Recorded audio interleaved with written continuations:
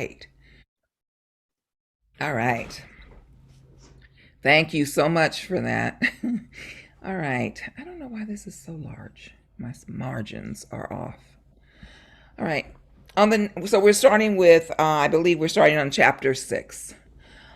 On that night the king could not sleep, and he gave orders to bring the book of records, the annals, and they were read to the king.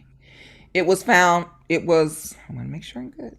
It was found written how Mordecai had told Bigtha and Teresh, two of the king's eunuchs who guarded the threshold, and who had conspired to assassinate King Ahasuerus.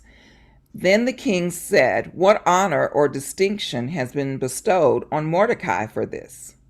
The king's servants who attended him said, "Nothing has been done for him." The king said, "Who is in the court?" Now Haman had just entered the outer court of the king's palace to speak to the king about having Mordecai hanged on the gallows that he had prepared for him. So the king's servants told him, "Haman is there standing in the court." The king said, "Let him come in." So Haman came in, and the king said to him, "What shall be done for the man whom the king wishes to honor?" Haman said to himself, "Whom would the king wish to honor more than me?" So Haman said to the king, "For the man whom the king wishes to honor, let royal robes be brought, which the king has worn, and a horse that the king has ridden, with a royal crown on its head. Let the robes and the horse be handed over to one of the king's most noble officials. Let him robe the man whom the king wishes to honor, and let him conduct the man on horseback through the open square of the city, proclaiming before him, 'Thus shall it be done for the man whom the king wishes to honor.'" Then the king said to Haman, "Quickly, take the robes and the horse as you have said, and do so to the Jew Mordecai, who sits at the king's gate. Leave out nothing that you have mentioned." So Haman took the robes and the horse and robed Mordecai and led him riding through the open square of the city, proclaiming, "Thus shall it be done for the man whom the king wishes to honor." Then Mordecai returned to the king's gate, but Haman hurried to his house, mourning with his head covered. When Haman told his wife Zeresh and all his friends everything that had happened to him, his advisors and his wife Zeresh said to him, "If Mordecai, before whom your downfall has begun, is of the Jewish people, you will not prevail against him, but will surely fall before him." While they were still talking with him, the king's eunuchs arrived and hurried Haman off to the banquet that Esther had prepared. All right. So, what's happening here? Do you remember where we left off last week? Haman was going to have the gallows built for Mordecai Mm-hmm. to hang Mordecai. Mm-hmm. Yeah. And Esther had requested Haman attend 2 banquets with the king. Right. Right. And so this is in between those 2 banquets. The next day he ran home, or well, he ran to the king, because if you remember last week when I think we ended, they had convinced his wonderful friends had convinced him to hang Mordecai, to build these gallows for hanging Mordecai, and they had suggested that he rush to the palace to give that information. And before he could tell the king that he wanted to hang Mordecai, the king decided that he was going to honor someone. And who did Haman think that he was going to honor? Haman. Yeah. He thought that it was for him, which is really interesting. Because he wouldn't have showed up if he thought that, right? He had no choice but to show up to, Okay. because they so no, I'm sorry, let me go back, because I remember you weren't here last week. So last week, Esther has decided that she's going to have a banquet. This was last week. And she asked the king and Haman to come to the banquet because, of course, she had learned about the edict to annihilate all her people. And Mordecai had convinced her that she needed to take a stand and do something. And so she had asked that Mordecai get out the word to all the Jews in the provinces that they were to fast for 3 days. And so on that fourth day, I believe, after the fast was over, Esther requested to be able to see the king. Now, understanding that she didn't get to just go in and see the king or request that she see the king, so she did take her life into her own hands by approaching the king. And so, so from there, it gets to the place of Haman thinks he's pretty much full of himself and he's doing pretty well. And, and all this is going on. And so then Esther decides, okay, I need to let the king know.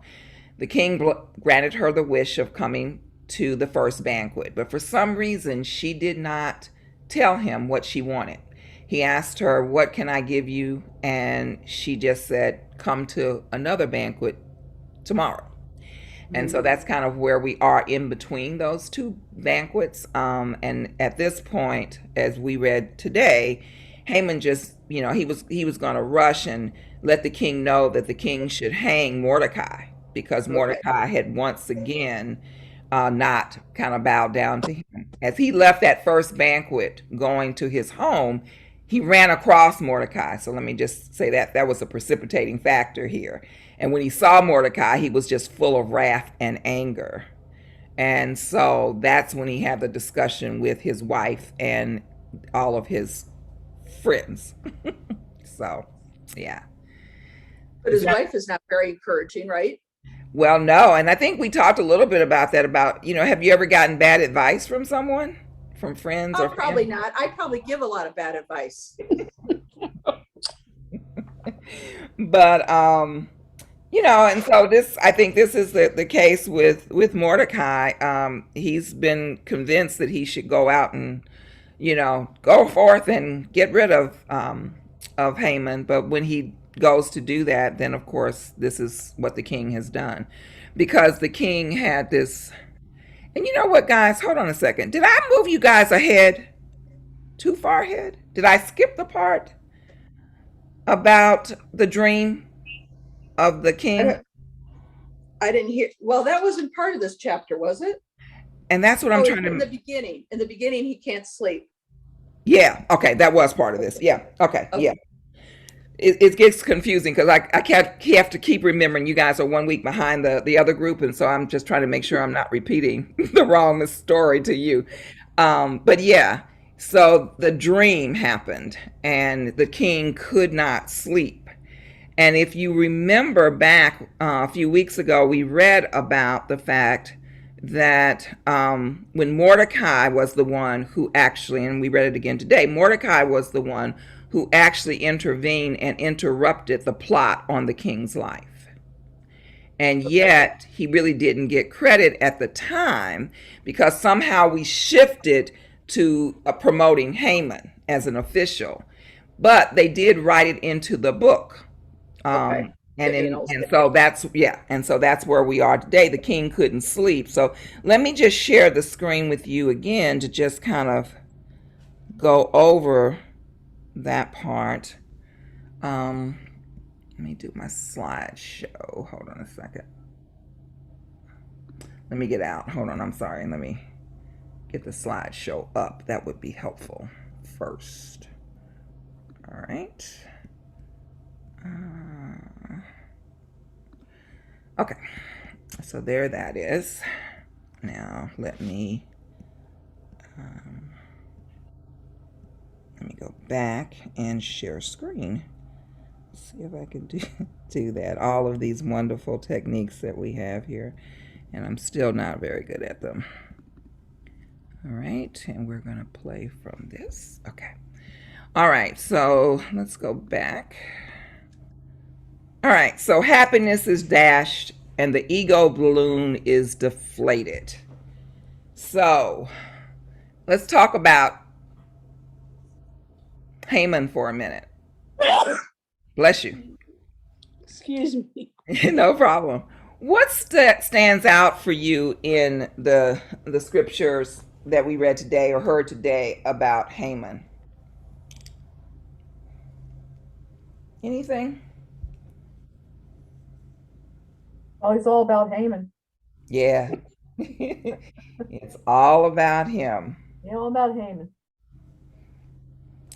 And if you remember last week, he was really talking about himself a lot, right? What he had, what he had accomplished, and everything. And even though all of that was the case, he still was full of wrath when he saw Mordecai last week. And so today, as we kind of move forward, and the king has this sleepless night, what do you see in that? What are your thoughts about that piece? He's clearly worried about something. At Mm. least in my opinion, he's worried. The king? Yes. Okay. What do you think he might be worried about, Anne? Either that the tables are get turned on him, or I don't know if Esther has told him what she wants to talk to him about. I think that in the past scripture, he is not the strongest. When I say strong, emotionally strong, because he relies so much on the people around him. Mm-hmm. That's, and I couldn't read where Esther told him what she wanted to talk to him about. At least I don't think I see it. Right. So it could be that, I mean, he could just be afraid for himself. Okay. All right. Yeah, I mean, it might be a little disturbing. He's Esther asked him to come, and he came to the first banquet, and he told her he would give her half his kingdom and, whatever she wanted, and yet nothing. She didn't say anything. So it might have caused him to have a little restless night, right? One thing I wonder is, he knows Mordecai's a Jew, and then he's going to honor Mordecai. Then does he also realize that shortly Mordecai is going to be murdered by this? No, not yet. No, because I don't know. It's never divulged that the king ever learned of Haman's plan to kill Mordecai. We never hear that the king ever heard of that. See, there was that edict to kill all the Jews. Right, that's true. So But Mordecai- remember, he doesn't. When he made that edict, he did not at that time remember that it was Mordecai who saved him. Well, I wonder if the light bulb ever goes off. It He does. still doesn't know. Does he know that Esther's Jewish yet? Not yet. Okay. But does he know Mordecai is? Well, doesn't obviously, Mordecai. yeah, I think so. I think based on this scripture, it says that he did, but he learned of it at this point. And he Yeah. doesn't know they're related. Is that No, correct? he Does doesn't. he ever learn they're related? Mhm. That's okay. Yep. Yet to be seen. Yet to be seen. Okay. Yes, yet to be seen. I Have think any it's of you interesting- ever, Oh, go or ahead. do you remember your last sleepless night? Because I'm sure we've all had them. All the time. And then you're Last thinking about night. all the things you got to do. Yeah. Last night. Last night. What do you think is going on when you have those sleepless nights? I'm just curious. That I haven't done what I'm supposed to be doing. It's always about, I got to get this done. And I'm worried it's not going to get done. So do you think Unfinished that's what he was business. worried about? Not letting Mordecai know that he appreciated what he did or thanked him, Well, honored him? remember the sleepless night came first, and that's when he decided, I Okay. guess, to put himself to sleep by reading the book of Annals, right? Okay, so he woke, yeah. Yeah. And He so didn't he know learns about it then. I just think it's interesting that he was led to come to the realization that he owed him a favor at the time that it happened. That's just so, I don't know if that was divine intervention undercover or whatever, but that was just interesting to me. that he was led to go at the time where he was going to be killed. Now he's not going to be killed because he says, no, I owe him something. Yeah. Boom. A year, what was it, a year later or whatever it was? It was quite a bit later. Yeah. Yeah, quite a bit later. And yeah, so that was interesting to me. Yeah. Interesting. I heard Mother Nancy coin a phrase yesterday, and I love it, and it's divine choreography. So I'm wondering if that's what we're seeing here. And back to your point, Maria, that something's moving through the king that allows him not to have a sleepful, peaceful night, and he wakes up, and where does he go? But to this book. And what does he open the book to? This story, this report about the fact that Mordecai was the one who saved his life. So, yeah, Mother Nancy. Yeah, I also think that when in the darkness of the night, our minds are cleared of all the clutter. Our egos are a little maybe deflated, and and that's when things rise up. As my spiritual director told me, it's when that's when you are called for your staff meeting and only you are invited. I like that because it's just overwhelming, and I think sometimes you go about and you can block things that you don't want to remember or think about, and that sometimes can happen. So a combination of that may have led him. Who knows? But yeah. Wow. Yeah, so it's interesting to kind of look at all the possibilities, but what we know is that something happened that pushed him to that book that night. And it was probably a wonderful thing, given that Mordecai's life was on the line. All right, so I did put divine choreography here in the presentation too. When we think about reversal of fortune, can you remember we talked about that throughout all of this study? Where's the reversal of fortune in this part of the story so far? Mordecai being lifted up. Yes. Honored. Mm-hmm.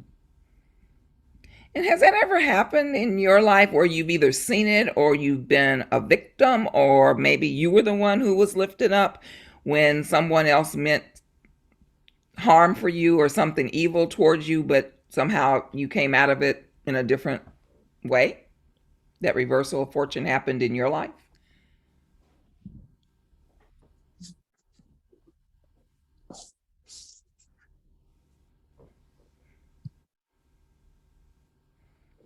Anybody? Well, I was and my first marriage was abusive, and it took a journey to build myself back up over that. Mm-hmm. And he was an alcoholic and an abuse, and and I don't think I'd be where I am now without having to gone through that. So I just think I don't regret what I've been through anymore. Mm-hmm. I don't think of them as wasted. I think of them as lessons. Mm-hmm. Mm-hmm. Yeah. Ralph and I had a similar, I'll call it a David and Goliath story of a reversal of fortune. And, Ralph's business was a small business that he had. And we were working on a proposal, a big RFP, very similar to the stormwater project, only even more money.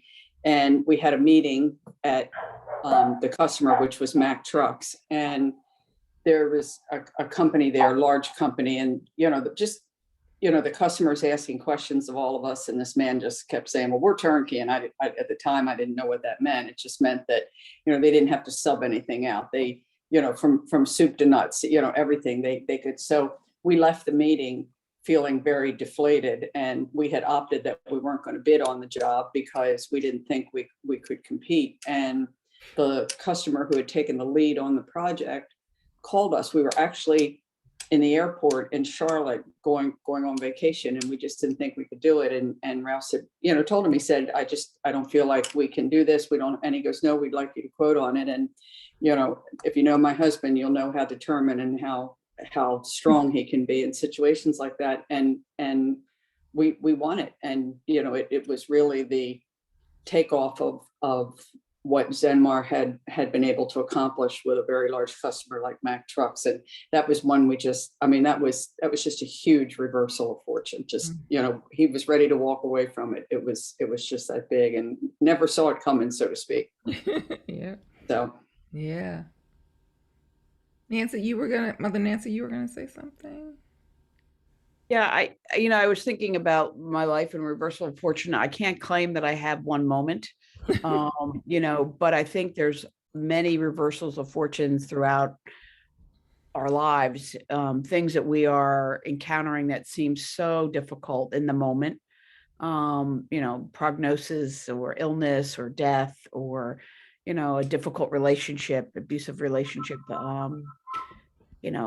just being down and out. And I mean, we talked about this yesterday within the Broadmead group, and the blessings that the tiny seeds of love that are planted throughout those moments that I think can reverse, in a sense, or provide hope for something that may have been a very, very difficult time.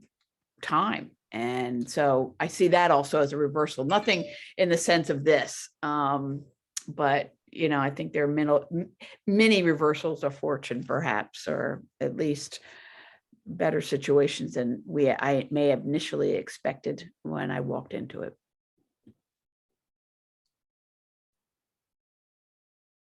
I know. I just want to share one it was job related. I was most of my career was with the federal government, and at the time I was a project officer, and my boss decided to take another job. My branch chief decided to take another job, and everyone just knew I was going to get his position, and and so I applied. And the way that the government works, you have to be at a certain grade level to move to a higher grade level. This was 2 grades higher than my grade level.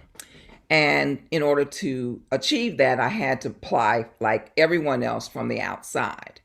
Well, one of the other staff members was at that grade level where it would have just simply been an easy transition for her, and one that was approved for her to apply and move to the next grade. And it was like, okay. So I got interviewed, got the job, but this person decided to go to personnel and complain and say that I was, picked for the job, and, that type of thing, and before it ever, posted.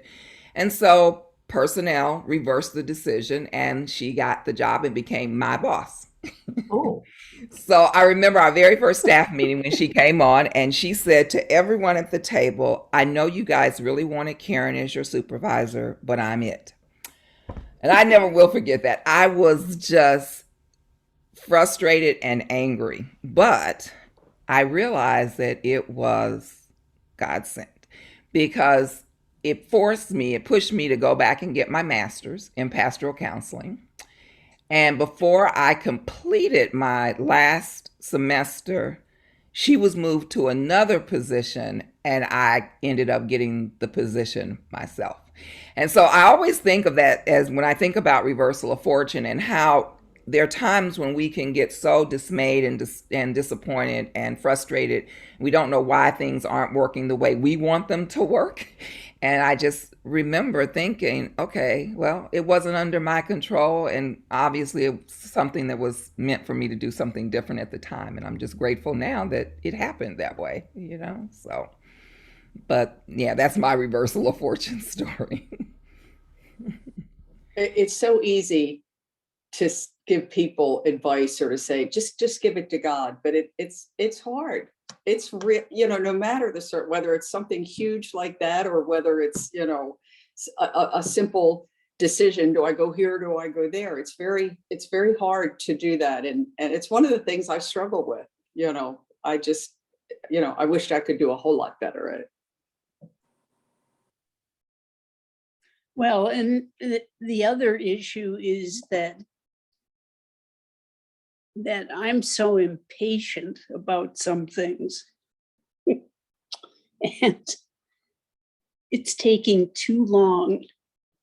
Or right now, I'm so happy about the whole world, not the whole world, but me as an individual within the world. Because I've had experiences that are not normal in terms of my health.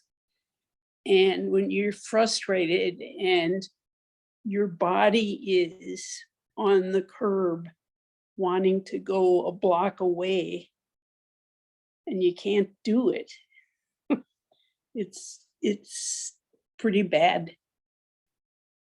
But life is good. I think I misunderstood when I said, but reversal of fortune to me doesn't act, I meant it that it's just not just monetary. It's, you know, lessons of life that puts you on a path, like Mother Nancy's, you know, what was it, that thing you put on there about divine choreography. My best friend calls them God nudges. You know, so, you know, and so it took me on a path where when I left my husband, I put my daughter into a nursery school who, and one of the women was a employment person for companies. And I was telling her on how unhappy I was at the bank. And she says, well, I have a job. I'll get you a job interview. And she did. And I got the job. And I was there for 35 years. So so there was my reversal of fortune. I just wanted out. So I didn't care, you know, about money. We didn't have that much anyway, you know, and then it got me to a point where I was more independent, that I didn't have to depend on other people. So it was built from me going from rock bottom up. And to me, that's reversal of fortune. It's not just the money part. That's what I was trying to say. Absolutely. Definitely. You know, let me share a screen because Maria, you used a word that I want to talk a little about today. And can everybody see that? Yes. Okay. Yep. So Webster defines happiness as a state of well-being and contentment based on pleasurable or satisfying experiences. So how do you see happiness, and you know, what experiences or pleasurable things bring you that level of that well-being? What are some of those for you? Peace. Okay. Just peace. And, you know, and as you get older, like, you know, I was just saying to somebody, I love being in my 60s. I feel contentment. I feel like I'm going to the right, where I'm supposed to be, more than, you know, trying to, it's about the job. It's about the college. It's about this and getting this and that. That's done. And now it's time for inner peace and growth. And, you know, and I love the 60s. Mother Nancy, you're going to love it. So far, so good. Yeah, it is a time, that's for sure. It's a time of, like you said, Maria, self-reflection, I think. But yeah,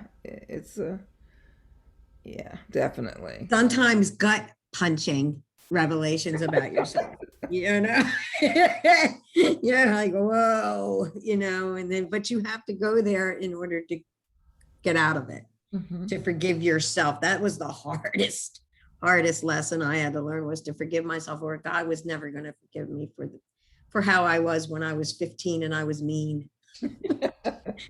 You just think that, you're like, and then when I not only apologize to the people that I fortunately have reconnected with, and that's all in the past, but you just reflect on everything of your life and just want to be kinder, and with that comes peace and patience. Me too, I have none, Sheila. I mean, but that's a lesson I guess I have to learn as well. So that's another check mark, as Ann said. Anybody else? What moments bring you happiness? You'll laugh, but I'm happy when I come to church. I'm happy to see my church friends.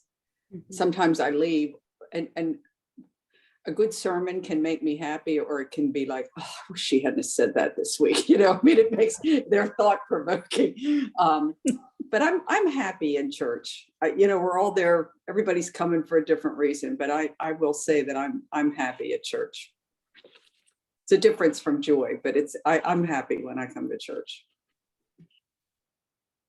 I agree with that. It's interesting. I was wandering through Amazon and books, and I've read Parker Palmer Oh, yeah. in the past, and he's now 80 years old, and he has just written a book it's called On the Edge of Everything. I think it is. And it's like, so I've just started a few pages, and you're on a cliff and you're looking over the edge and you don't know what's beyond. And so that's what this is, to help you age gracefully or whatever. And it really, if you can connect with that thought, you don't know what's out there. None of us know. And yet it's kind of a freeing experience. It may be wonderful. Hopefully it is. I mean, how do you explain it? What's heaven? I guess it's being with God if you believe in a higher power. But it's a lot of unknown. Why worry? You can't do anything about it. I always think if somebody says to me, well, I don't believe in God, there's no life after death. But my thought is, none of us really know, except we may have had experiences with those who have left and come back to talk, but why not believe it's better? Why not believe that God will greet me with arms of pure joy, not necessarily happiness, but pure joy, as opposed to believing there's nothing. And I do believe there's something more, because I think we humans are just small little dots in the whole universe, even though we think we're the biggest dot.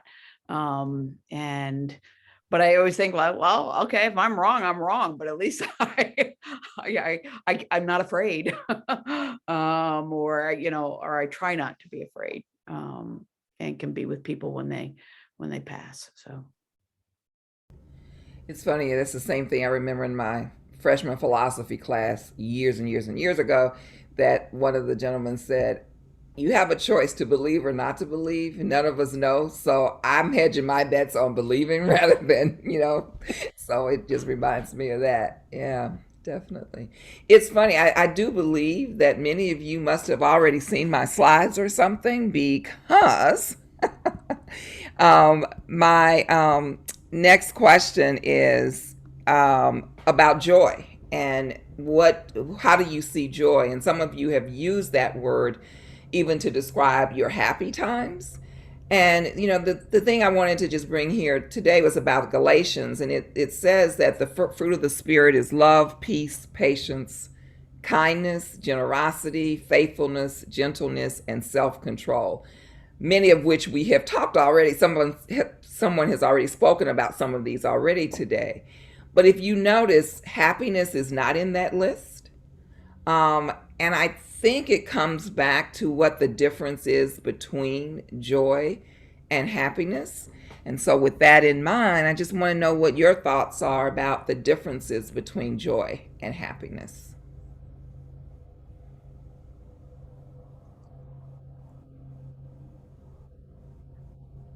Does joy include other people then? Where happiness is just yourself?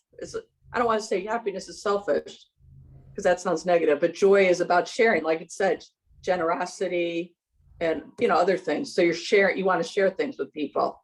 Okay. Okay. All right. So does it give you joy to share? Yes. Okay. Okay. All right. Joy is a state of being. Happy is an emotion, but joy is something deep down. Okay. What's it based on, Anne? I'm curious for you. I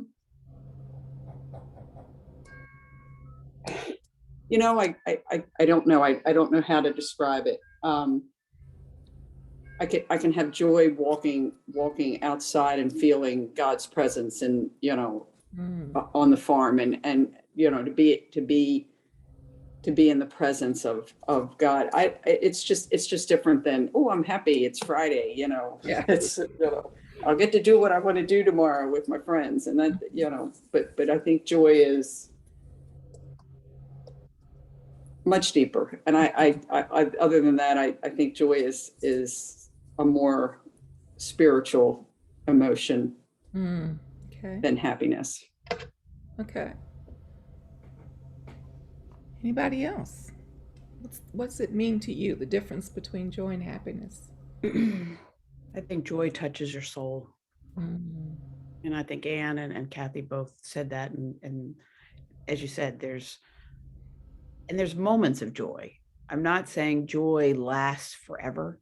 You have moments of happiness when you're with family and, whatever you're enjoying at that time. But joy also comes sometimes as a surprise where you are together and, like you walk away from something and it just fills your heart. Or you're standing and witnessing something and not engaged in any way, but you're just seeing something that is pure love. And I guess love and joy go hand in hand. Oh, I like You know what? I just thought of something. We sing joy to the world. We don't sing happiness to the world because we want everybody to be joyful, right? Yeah. You can't make everyone happy, but I don't know. I was just thinking of that. That's a good point. I will always think of that now when I sing joy to the world. Yeah. Yeah, I think joy is that very much what everyone has said. It's a sense of peace. It's a sense of contentment, even in the face of difficult times, right? I think that you can find joy even in the face of rough times. Definitely. So let me continue on. There's a point. There's a system to my madness here. So just so you know. So we've done that. So then malice. So what do you think about malice? And have you ever known anyone who has malice in their hearts and they act on it, or where you've seen that come out in other people or even maybe in yourself? I don't think any of us are above some of these feelings and thoughts from time to time. So Well, I had a boss, I think, that was very malicious person. And she acted on it. okay. And some of the things that she did and said, you just would make your head spin.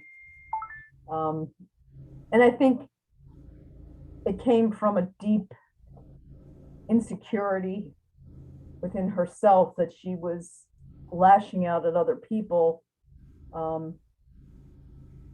because I think she had been hurt in her past. And so this was her way to cope, but it was still she's still a very painful person to be around. Mhm. Mhm.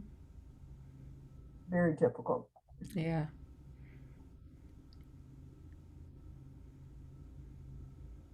Anybody else have a experience with someone who was malicious?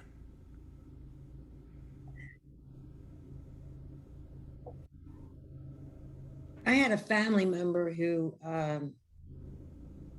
I had to just completely stop talking because she had an experience when my aunt died, and then she and her brothers and sisters and didn't handle the the property that was left over very well, and they didn't talk, and she just couldn't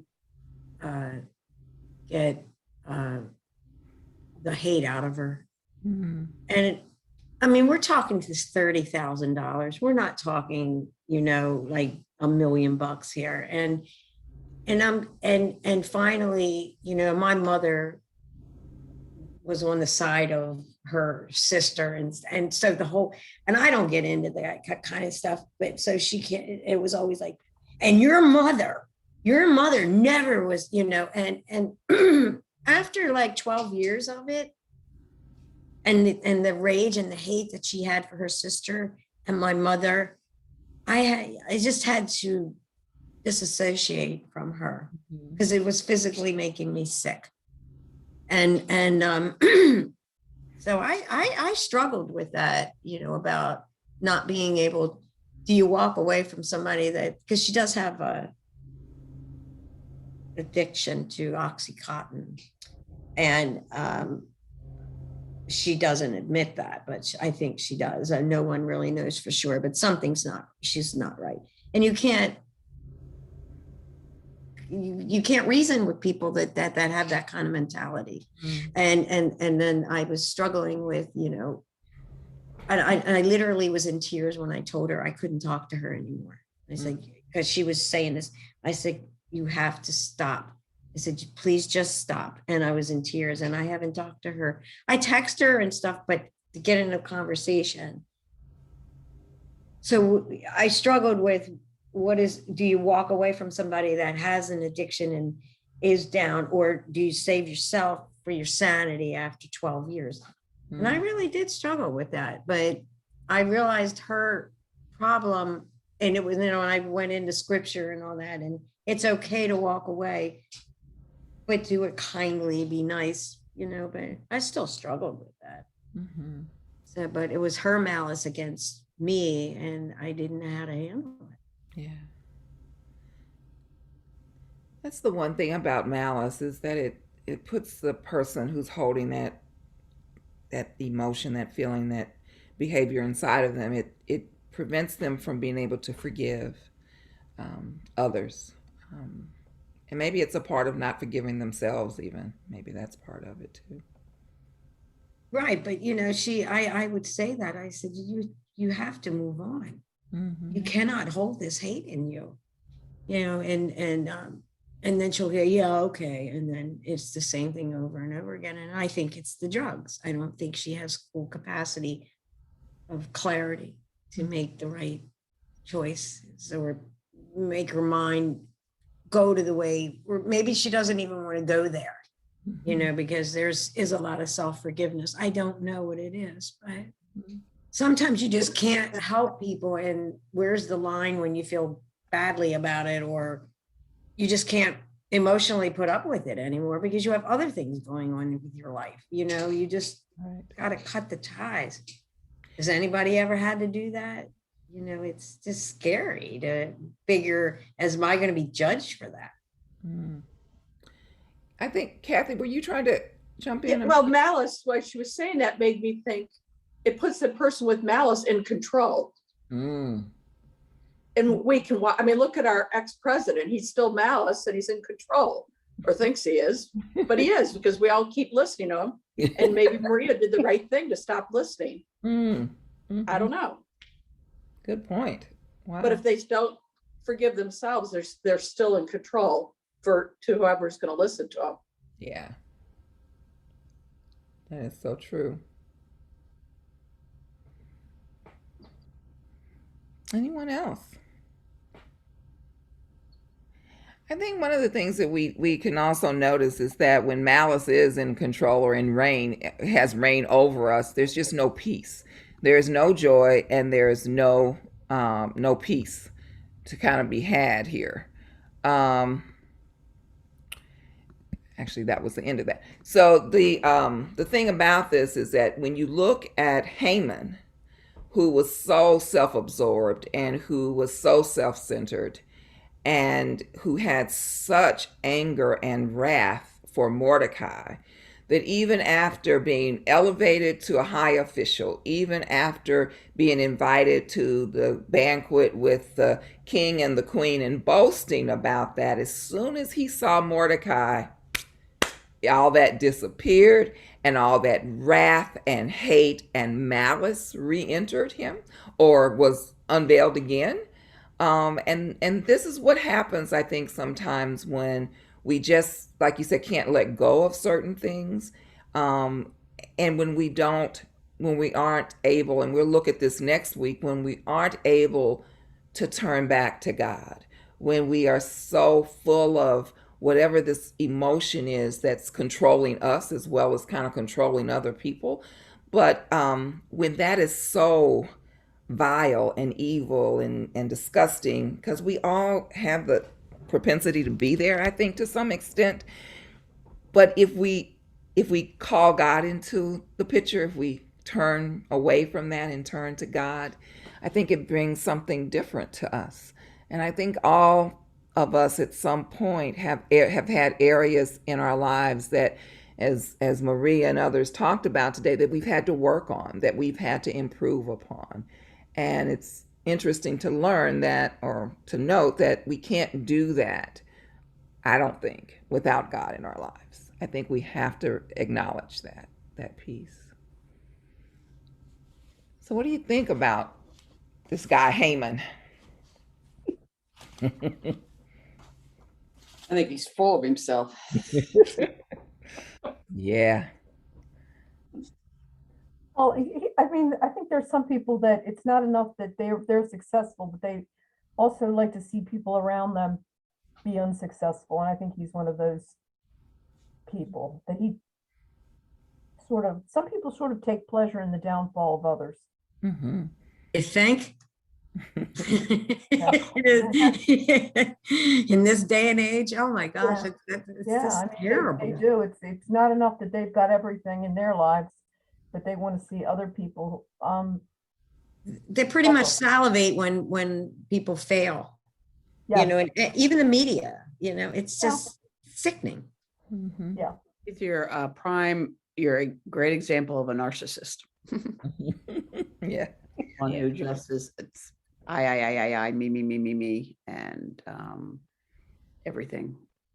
I Yeah. think all of us at some point in time, I know myself, or when you see the public downfall of some person, you may not exactly take pleasure in it, but we're fascinated by it these days. Mm-hmm. We're fascinated by things like that. Keep that thought for next week. Keep that thought for next week. Wow. Very profound statement there.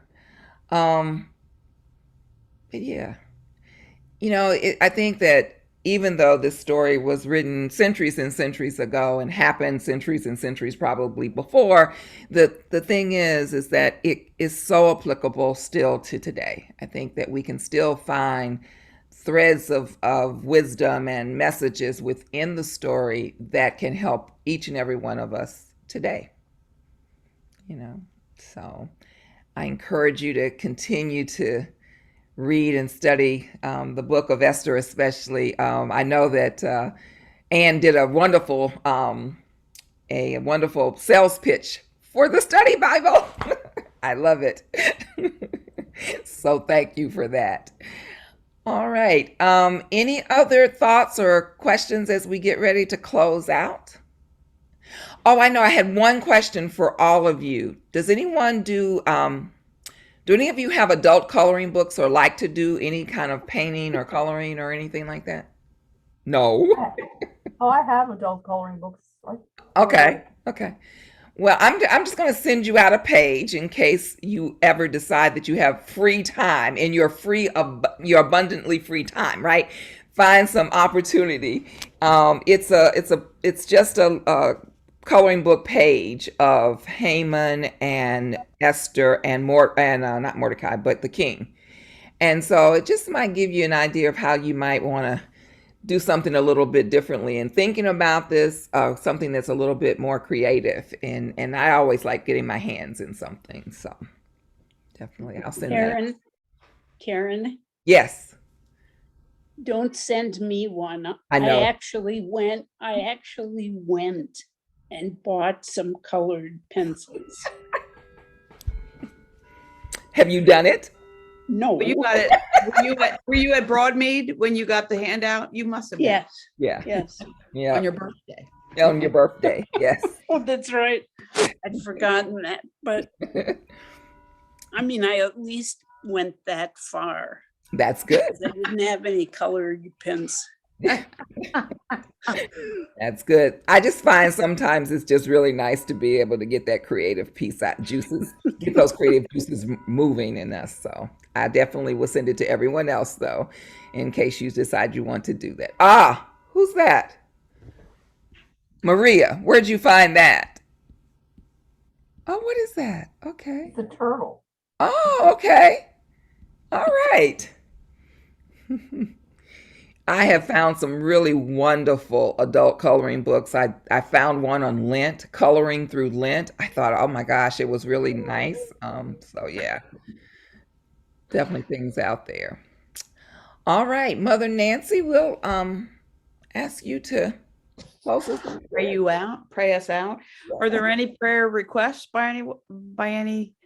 There's a lot going on in this world right now. I just lost a friend named yesterday, so if we can Lou? include Lou. Lou? So I would like to elevate him if we can, Mm-hmm. please. Thank you. All right. Let us pray. Most gracious God, we thank you for your presence in this conversation when we share our feelings, our thoughts, and our love for you and for others. Be with us as we leave this space.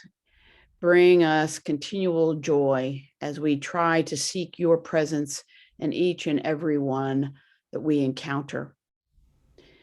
In particular, let us raise up the souls of Lou and Rick, who are now resting in your arms, who are experiencing joy that even we cannot experience as of yet. Be with each of us, be with our loved ones, and let us go in peace to love and serve the Lord. Amen. Amen. See you all next week, I'll see you on Thank you. Sunday, but definitely see you next week too. All right. Okay, it was great. Good to Thank see you. you all. Glad I got in on this. Bye-bye.